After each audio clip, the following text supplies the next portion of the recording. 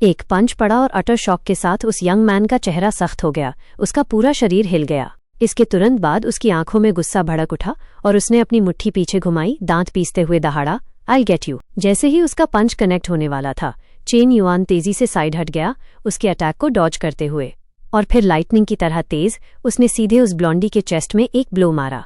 Chain yuan का पंच खाकर वो तुरंत पीछे की ओर हट गया, जमीन पर गिर गया। उसके चेहरे से सलाइवा और स्नॉट बह रहा था। वो अपनी चेस्ट को पकड़े हुए बोलने के लिए स्ट्रगल कर रहा था।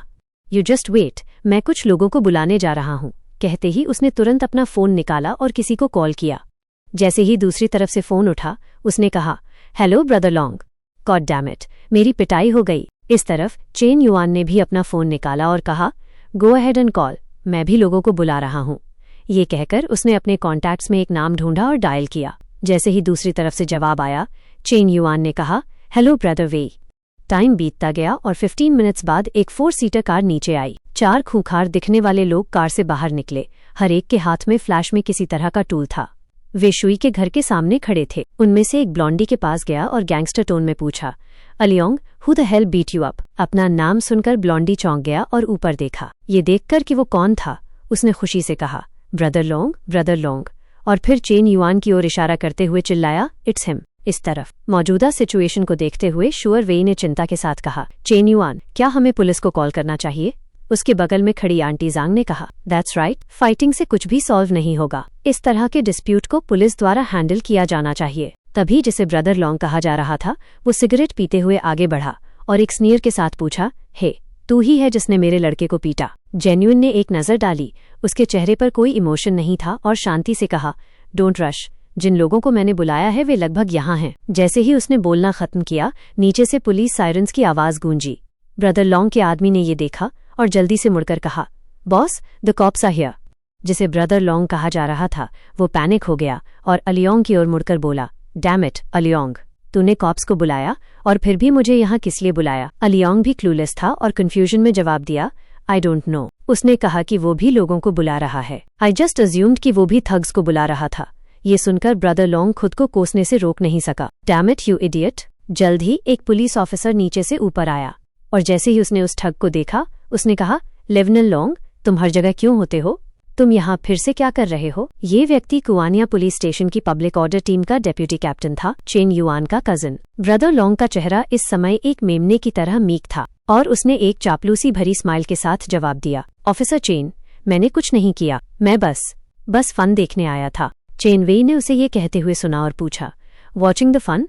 तुम इतने सारे लोगों को सिर्फ फन देखने के लिए लाए हो? तुम वहीं खड़े रहो, मैं सिचुएशन समझने के बाद तुम्हारे पास आता हूँ। ये कहकर उसने चेन युआन को एक तरफ खींचा और धीमी आवाज में पूछा, लिटिल ब्रो, आखिर हुआ क्या? चेन युआन ने शुरू से लेकर अंत तक सब कुछ चेन को बताना शुरू कर दिया, इस समय ये महसूस करते हुए कि सिचुएशन बिल्कुल भी अच्छी नहीं है। लिविन लॉन्ग अलियोंग की ओर मुड़ा और गुस्से से डांटा, ये दोनों इतने एक जैसे दिखते हैं, वे ऑब्वियसली ब्रदर्स हैं। तुमने मुझसे फन में ज्वाइन होने के लिए कहा, गॉड डैम इट, क्या तुम ब्रेन डेड हो? अलियांग का चेहरा उतर गया और उसने घबराई हुई आवाज में जवाब दिया, सॉरी ब्रदर लॉन्ग, मुझे नहीं पता था कि इस लड़के के इतने कनेक्शंस हैं। मैंने देखा कि उसके पास कुछ पैसे थे, इसलिए मैंने सोचा कि शायद हम उससे कुछ एक्सटॉर्ट कर सकते हैं।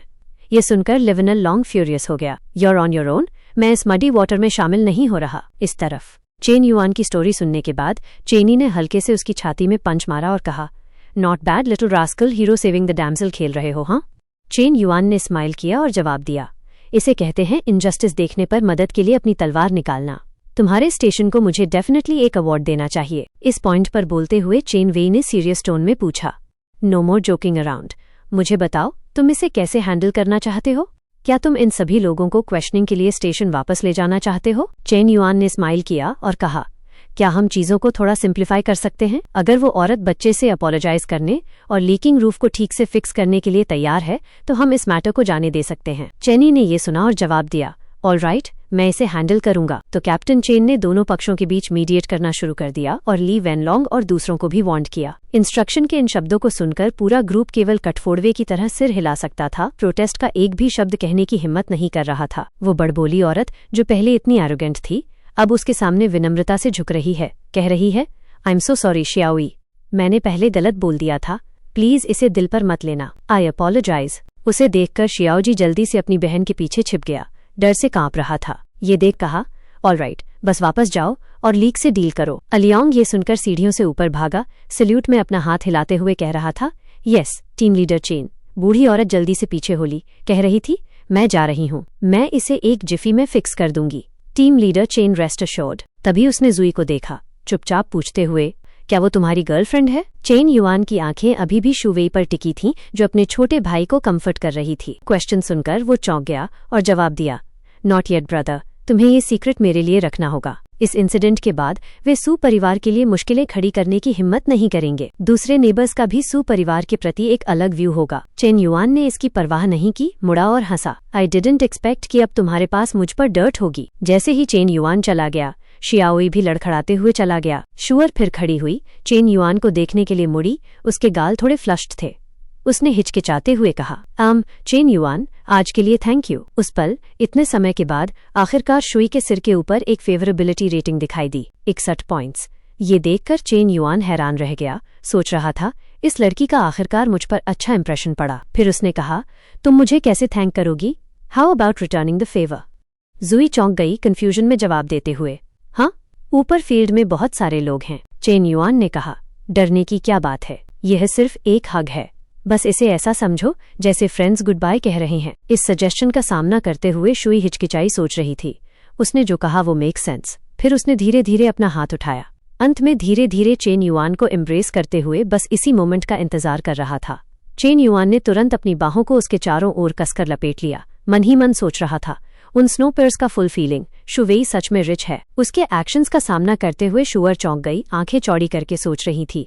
हाँ, ठीक इसी समय शियाओजी वापस आया, चिकन एग्स का एक बैग पकड़े हुए, कह रहा था, सिस्टर ब्रदर, ये वो चिकन एग्स हैं जो माम ने मुझे नीचे लाने के लिए कहा था।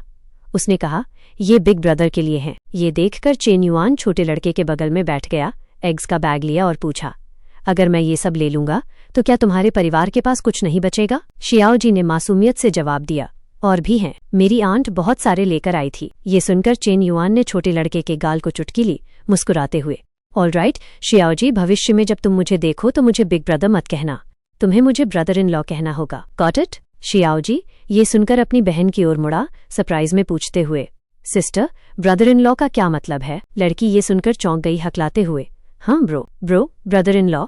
तुरंत उसके दिमाग में खुद को चेन युआन से शादी करते हुए एक इमेज दिखाई दी। अगला सीन चेन युआन का उसका वेडिंग वेल उठाते हुए था, धीरे से कह रहा था, वाइफ, मैं तुम्हारे पास आ रहा हूँ। अगला सीन चेन युआन का उसकी ट्रेडिशनल वेडिंग ड्रेस पर हर नॉट को खोलते हुए था, जबकि वो फुसफुसा रही थी, हबी। ये सोचकर जुई के गाल लाल हो गए, मन ही मन सोच रही थी, ही वॉन्ट्स